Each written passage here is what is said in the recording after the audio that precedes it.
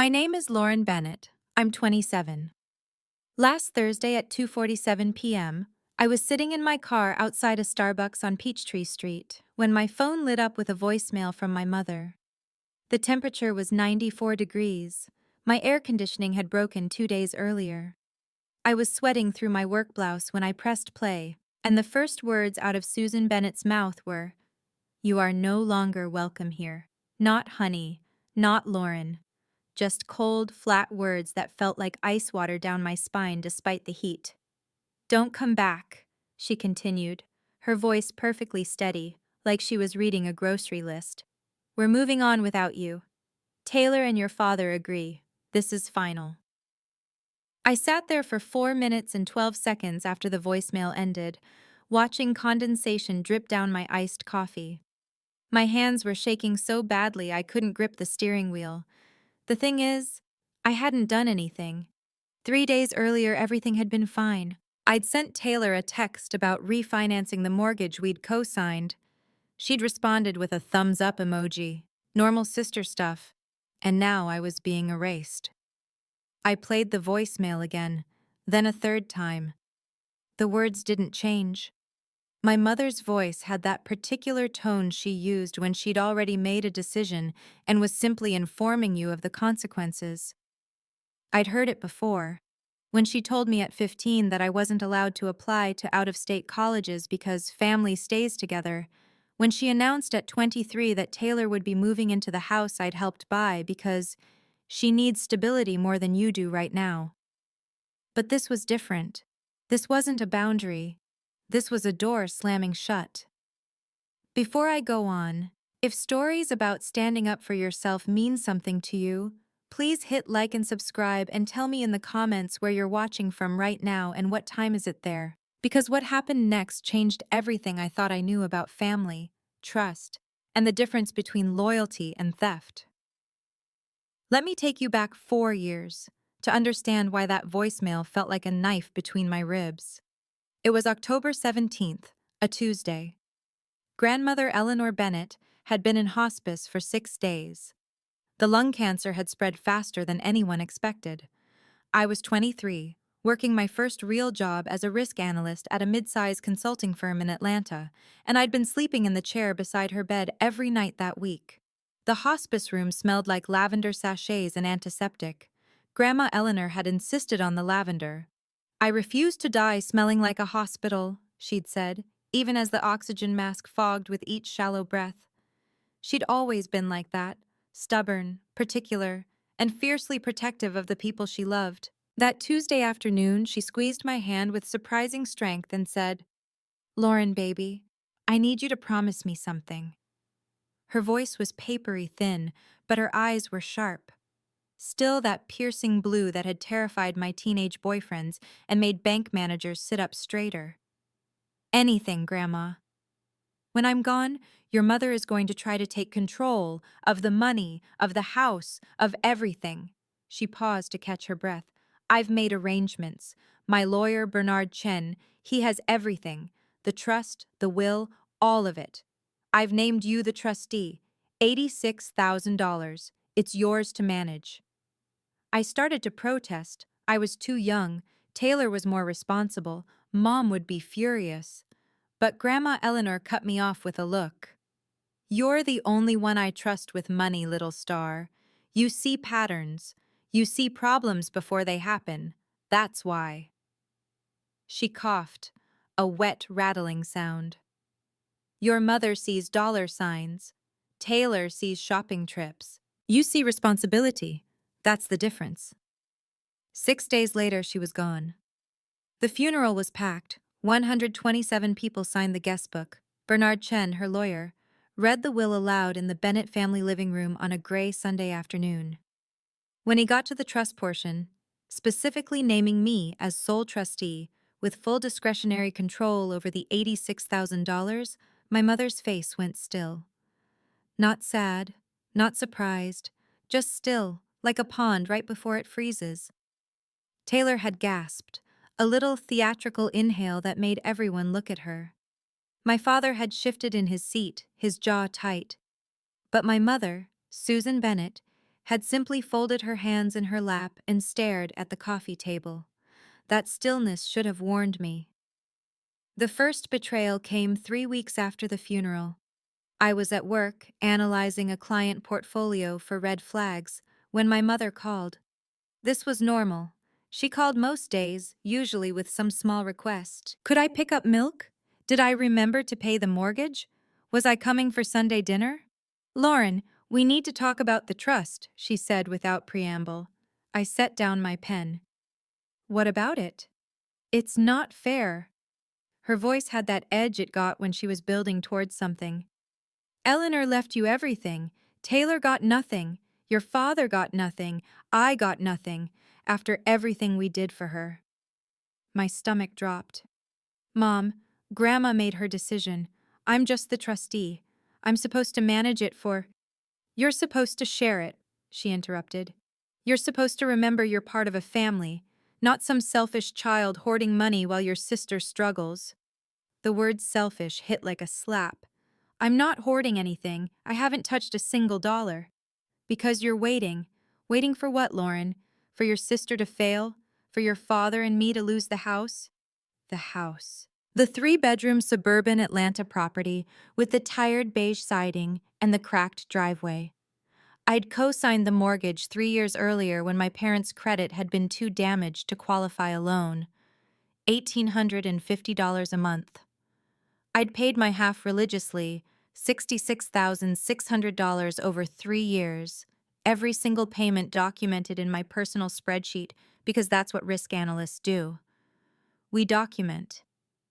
Mom, I've paid $66,600 into that house. I'm not... And Taylor has needed you, and you've been too busy with your spreadsheets and your important job to notice. That wasn't true. I'd helped Taylor move 4 times. I'd lent her $3,200 for a security deposit. I'd covered her car insurance for 8 months when she was between jobs. But pointing that out would only make me sound defensive, and my mother had a gift for making defensive sound like guilty. I'm not having this conversation right now, I said quietly. I'm at work. Of course you are. Work. Always work. Meanwhile, your family is falling apart. She hung up. I sat at my desk for 20 minutes, staring at the portfolio in front of me without seeing it. The red flags I'd been tracking, unusual withdrawal patterns, timing discrepancies, authorization signatures that didn't quite match, suddenly felt too close to home. That evening, Taylor called. Her voice was soft, apologetic. Hey, Lauren, I'm sorry about Mom. She's just stressed about money. Relief flooded through me. Taylor understood. It's okay. I know she's worried. But maybe you could help us out? Just a little? From the trust? Grandma would have wanted us to stick together. And there it was. The script my mother had written, now coming out of Taylor's mouth. Taylor, I can't just give you money from the trust. There are legal rules. Grandma set it up for you. Her voice changed, harder. She set it up for you, because you're the perfect one, the one who does everything right. Meanwhile, I'm drowning, and you won't even throw me a rope. That's not fair, isn't it? You have a good job, you have savings, you have Grandma's money. What do I have? What has anyone given me? I wanted to list everything. The security deposit, the car insurance, the countless dinners I'd paid for, the furniture I'd bought her. But Taylor had a gift, inherited directly from our mother, for making facts sound like a tax. I'm sorry you feel that way, I managed. You're always sorry, Lauren. But you never actually do anything. She hung up too. That night, I couldn't sleep. I kept replaying both conversations, trying to find where I'd gone wrong, what I'd said to make them so angry. By 3 a.m., I'd convinced myself that maybe they were right. Maybe I was being selfish. Maybe Grandma would have wanted me to share. The next morning, I woke up to 17 missed calls, 12 from my mother, 5 from my father, which was unusual because Dad never called. He texted. I called him back first. Lauren. His voice was strained. Your mother is very upset. I know, we talked yesterday. She says you told Taylor to go to hell. My blood went cold. I did not say that. I would never. Taylor is devastated. She's been crying all morning. She said you called her a leech. Dad, I didn't. I don't want to hear it. His voice was low, final. That tone that meant the conversation was over before it started. You need to apologize. Your mother is barely holding it together. Your sister is heartbroken. And you're acting like a stranger. I'm not acting like anything. I'm just trying to apologize, Lauren. Today. That's not a request. He hung up. I stood in my kitchen, phone in hand, feeling like the floor had tilted. Taylor had lied. Completely, blatantly lied. And my parents had believed her without question, without even asking for my side. I texted Taylor. I never said those things. You know I didn't. 3 dots appeared. Disappeared. Appeared again. Finally. Maybe you don't remember. Maybe you were angrier than you thought. Either way, Mom heard what she heard. Mom heard what she heard, as if my mother had been on the call, as if Taylor hadn't just admitted to lying while pretending she hadn't. I called my mother. She answered on the first ring. I hope you're calling to apologize. I didn't say what Taylor told you I said. So now you're calling your sister a liar. I'm saying there was a misunderstanding. There was no misunderstanding. You were cruel. You were selfish. And frankly, Lauren, I'm starting to wonder if your grandmother made a mistake. Those words hit like a physical blow. My face burned so hot I could feel my pulse in my teeth. I have never been cruel to Taylor. I have never called her a leech.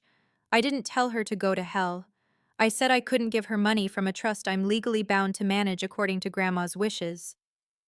Oh, here we go, the lawyer talk. Lawyer. The rules and regulations. Meanwhile, your sister is suffering. I have given Taylor $3,200 for deposits. I paid her car insurance for 8 months. And you're keeping score. Like a banker. Like someone who doesn't understand what family means. My throat felt tight. I'm not keeping score. I'm just trying to explain. You don't need to explain anything. You need to fix this. Today. Or there will be consequences. What does that mean? It means we're a family, Lauren. And families protect each other. But if you're not going to be part of this family, then maybe you don't need to be on the mortgage. Maybe you don't need to be involved in our lives at all. She hung up. I stood there shaking. The mortgage. She was threatening the mortgage, the house I'd co-signed for, the house I'd paid $66,600 into, the house that legally had my name on it just as much as theirs. That should have been my first clue. Not that she was angry. Susan Bennett was always angry about something. But that she was threatening to remove me from an asset I'd paid for. That she was framing my legal ownership as a privilege she could revoke. But I was 23. I was scared. And I apologized. I drove to their house that evening with a bakery box of Taylor's favorite lemon bars, $32.50 from that place on North Side that she loved, and knocked on the door. My mother opened it. Her face was composed, almost serene. Come in. The living room felt too warm. My father was on the couch, not making eye contact. Taylor was curled in the armchair, her eyes red-rimmed but dry. I'm sorry, I said, even though I wasn't sure what I was apologizing for. I never meant to hurt anyone. I'm trying to do what Grandma asked. My mother took the bakery box without comment and set it on the coffee table. Taylor has something to say to you. Taylor looked up. Her voice was small. I'm sorry too. Maybe I misheard. Maybe I was emotional. Maybe. Always maybe. Never I lied. Never I was wrong. My mother nodded, as if a great crisis had been averted. Good. Now we can move forward. As a family. I left that night feeling like I'd been hollowed out. Something had shifted, and I couldn't name it. My mother was too pleased. Taylor was too calm. My father still hadn't looked at me. I should have checked the deed that week. I should have logged into the joint trust account Grandma had set up. I should have done 100 things that, as a fraud pattern specialist, I would have told any client to do immediately. But I didn't, because they were my family. Because I'd been raised to believe that family doesn't steal from family, that blood means something. I was wrong. For the next 2 years, things were tense but functional. I kept paying the mortgage, I kept my distance. I threw myself into work, getting promoted from risk analyst to fraud pattern specialist. I developed a reputation for spotting red flags before they became disasters. I could look at a client's portfolio and see the patterns: irregular withdrawals, changed contact information, authorization timing that didn't add up. I just couldn't see it in my own life. Then, 3 months ago, I got an email from the county clerk's office, a routine notification about a property deed amendment filing. I almost deleted it. I got dozens of emails a day, and this looked like spam, but something made me open it. Property deed amendment filed for 2847 Hawthorne Street. Ownership change processed. New contact, tbennett@email.com. Hawthorne Street. My parents' house. My house. The house I'd co-signed for. The house I'd paid $66,600 into. And the contact email wasn't mine. It was Taylor's. My hands went numb. I logged into the county records portal and pulled up the deed. There, dated 2 months earlier, was an amendment form removing me from the title. The signature looked like mine. The handwriting matched, but I hadn't signed anything. I pulled up my own signature from a dozen documents: mortgage statements, work authorizations, bank papers. I laid them side by side with the deed amendment. Close, very close, but not perfect. The way I looped the L in Lauren was slightly different.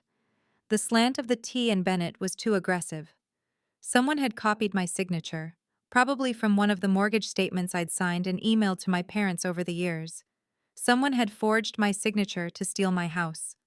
I sat at my desk, the comparison document spread in front of me, and something hardened inside me. Not anger, not betrayal, just a cold, clear understanding that I'd been set up. I logged into the joint trust account, the one connected to Grandma's trust.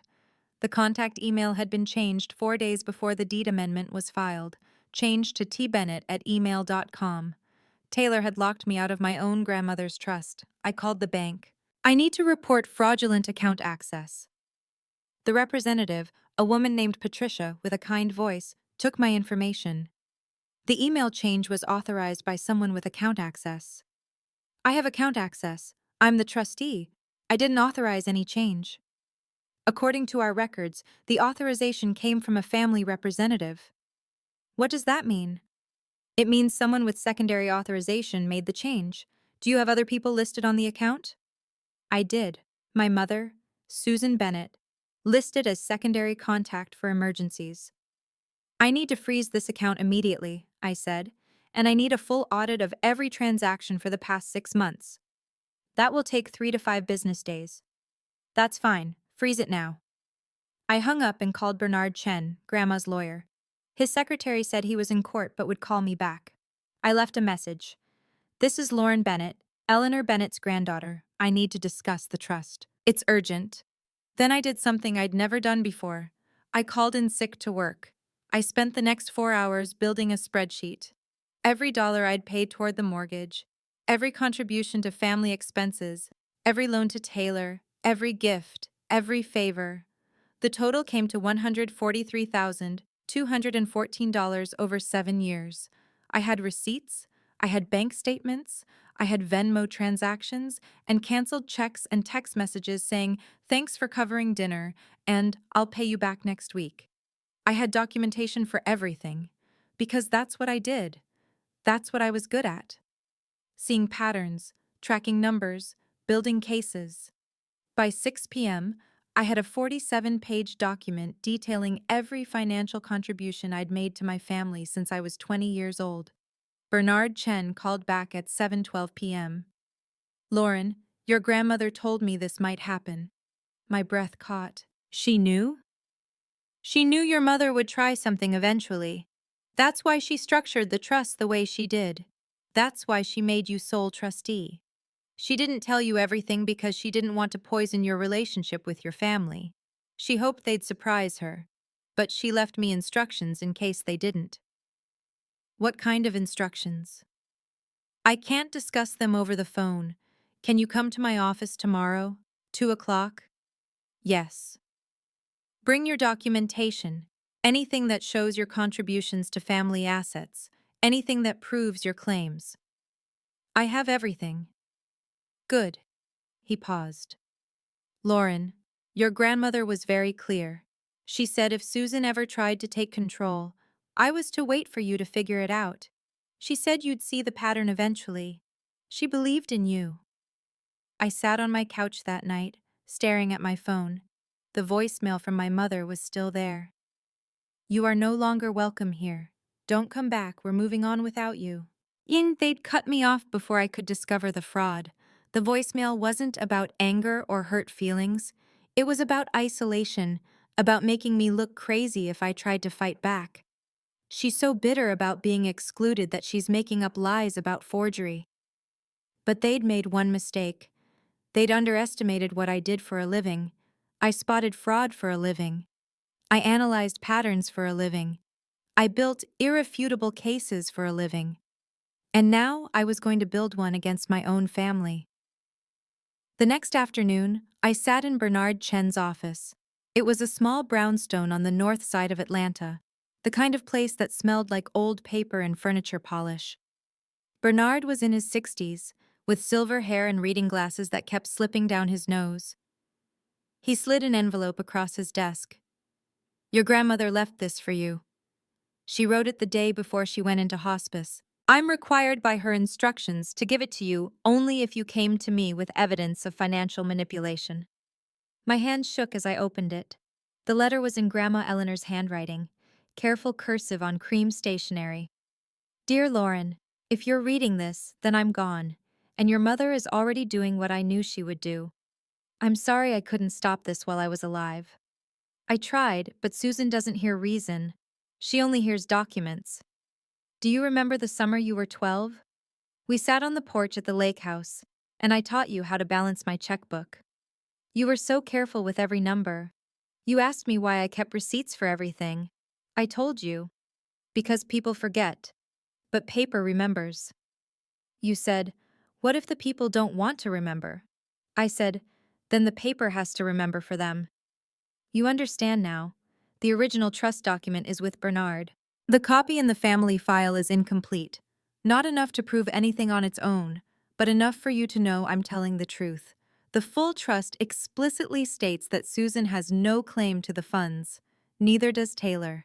The trust is yours to manage until you turn 35, at which point it becomes yours entirely.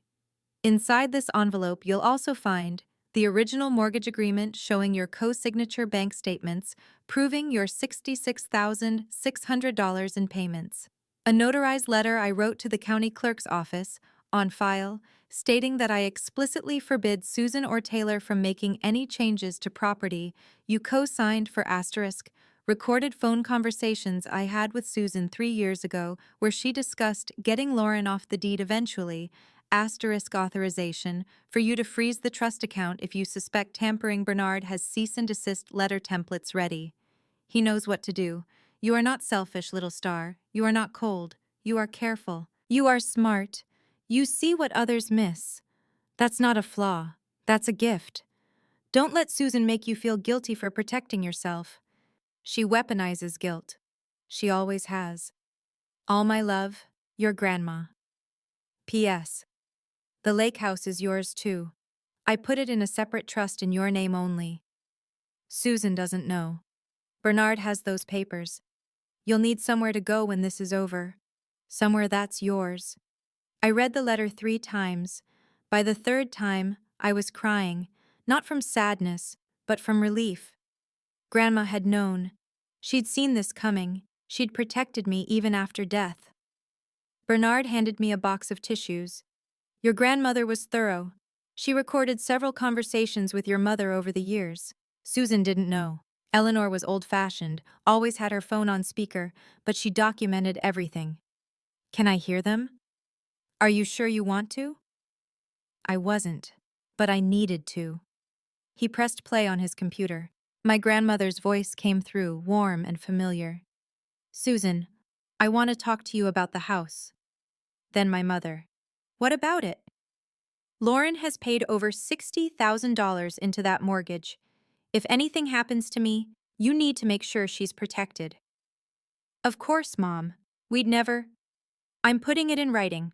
Lauren cannot be removed from that deed without her explicit notarized consent. Do you understand? A pause. Then my mother's voice tighter.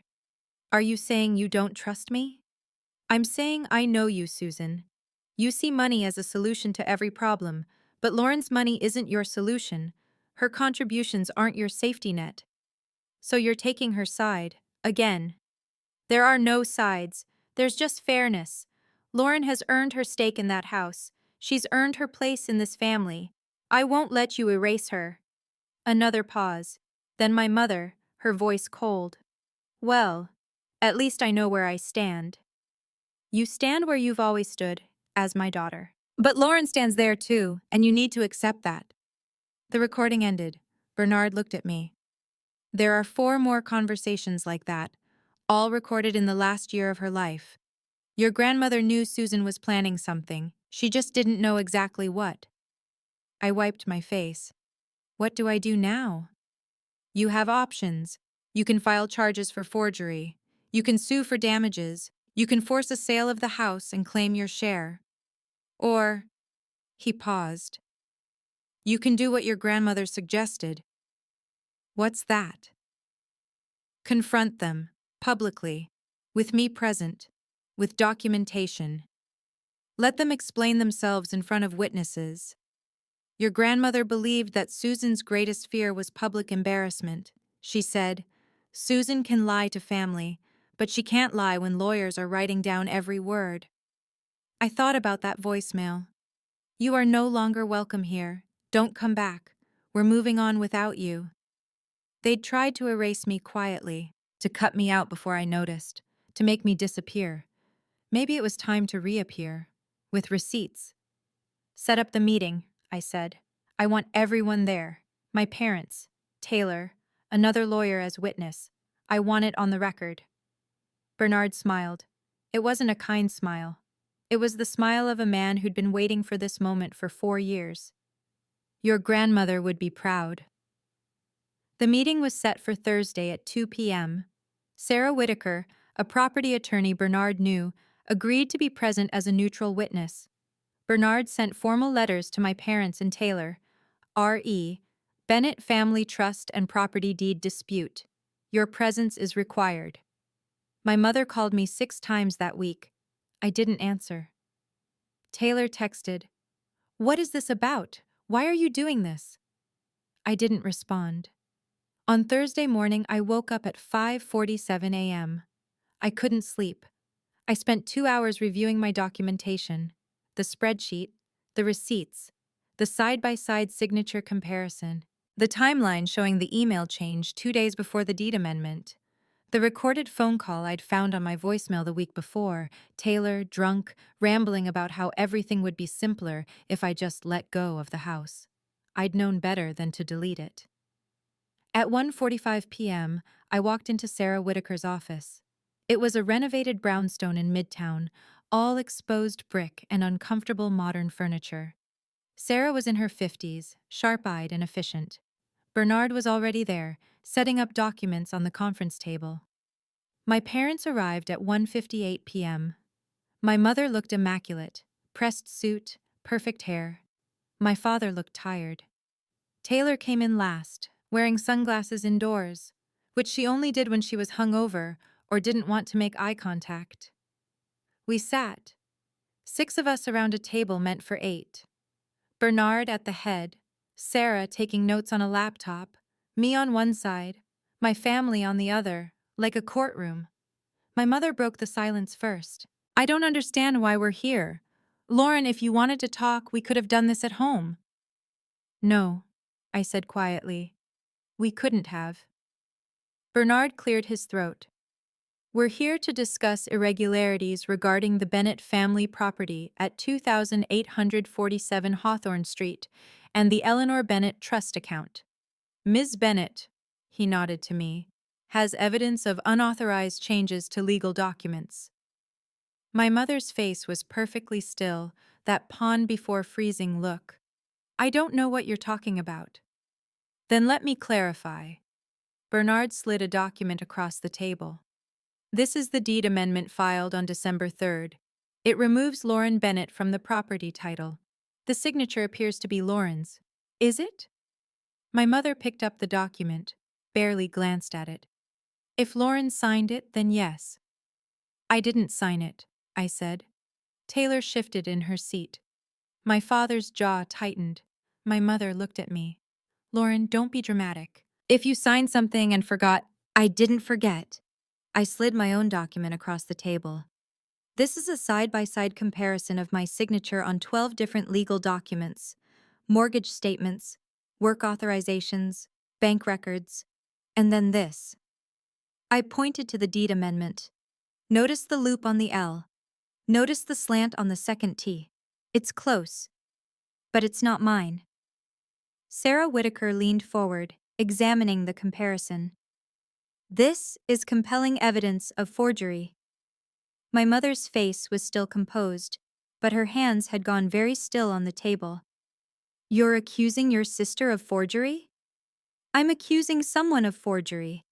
The deed was filed electronically from tbennett@email.com. That's Taylor's email. Taylor finally took off her sunglasses. Her eyes were red. I didn't forge anything. Mom said you'd agreed to it. Every head at the table turned to my mother. Susan Bennett's voice faltered for just a second. Lauren, you told me you wanted off the mortgage. You said it was too much stress. I was trying to help. When did I say that? I don't remember the exact date. Months ago. What month? I don't. What day? What time? Was it a phone call? A text? An email? My voice was still calm. This was the part I was good at. Building the case. Because I have every text message we've exchanged for the past 2 years. Every email, every voicemail. I've never once said I wanted off the mortgage. Not once. I pulled out my phone and opened my text history with my mother. Here, December 2nd, the day before the deed was filed. I texted you. Should we refinance? Rates are good. You responded, talk later. Then nothing. The next day, the deed amendment was filed. And 2 days after that, you left me a voicemail telling me I'm not welcome in the family anymore. I pressed play. My mother's voice filled the conference room. You are no longer welcome here. Don't come back. We're moving on without you. The silence was crushing. My father looked at my mother. Susan, what is this? Michael, I was protecting our family. From what? From our daughter? From her control, from her holding that trust over our heads forever. Eleanor set it up to punish me, and Lauren was just going to follow through. Bernard spoke up. Mrs. Bennett, the trust explicitly states that Lauren has no obligation to share the funds with family members. Eleanor was very clear about that. The trust is Lauren's to manage and eventually inherit. That's not fair. Fair or not, it's legal. What's not legal is forging someone's signature to remove them from a property deed. What's not legal is changing trust account contact information without the trustee's consent. My mother's composure was cracking. She was never going to help us. She was going to watch us struggle while she sat on $86,000. I paid $66,600 into the house. My voice rose despite myself. I paid for Taylor's security deposit. I paid her car insurance for 8 months. I've given this family $143,214 over the past 7 years.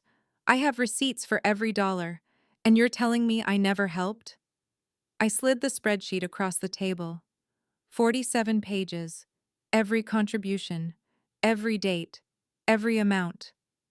Taylor was crying now. Real tears. I didn't know. Lauren, I didn't know you kept track.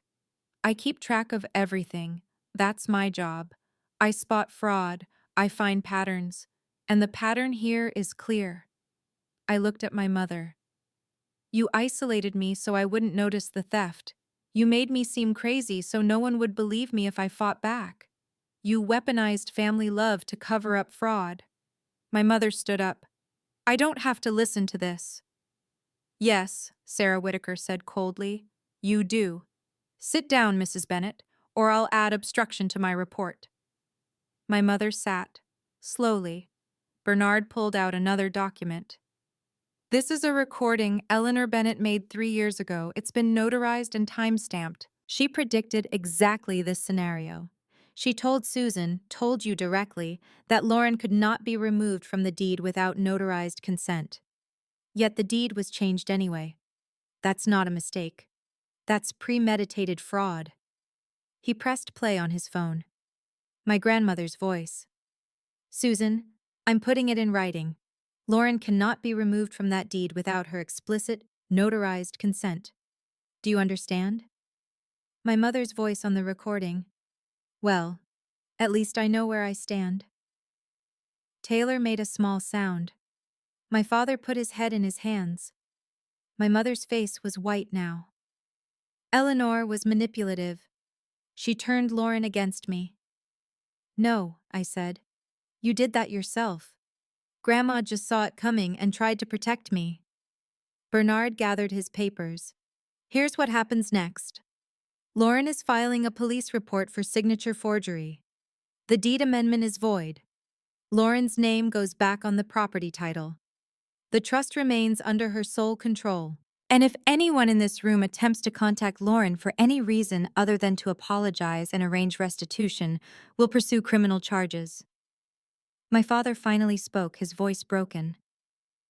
Lauren, I didn't know.